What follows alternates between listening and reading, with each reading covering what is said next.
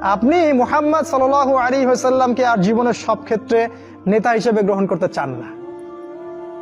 কথা কি মিথ্যা বলেছি? আপনি হয়তো ইবাদত করছেন তার পদ্ধতিতে, তা আপনি অর্থনৈতিক জীবনে গিয়ে তার হেদায়েত মানছেন না। আপনি সামাজিক ক্ষেত্রে গিয়ে রাসূলের আদর্শ মানছেন না। বিশ্ব রাজনীতি করতে আপনি রাসূলের আদর্শের মোটেই পরোয়া করছেন না, ওটা জাদুঘরে। এই বিষয়গুলোতে আমরাই ভালো বুঝি।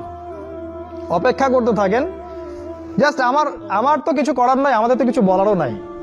আমরা তো মাজলুম এবং দুর্বল। আমরা শুধু এতটুকু বলবো, আপনি just wait until you reach your grave. আপনি যতক্ষণ পর্যন্ত আপনার কবরে পৌঁছান নাই, ওই পর্যন্ত অপেক্ষা করতে থাকেন। তারপরে দেখেন আপনার সাথে কি হয়।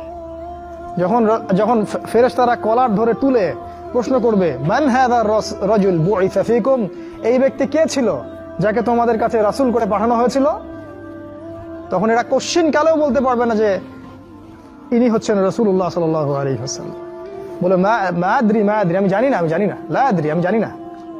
মানুষ কিছু বলতো, আমি শুনতাম। খুবই ভয়ঙ্কর জায়গা।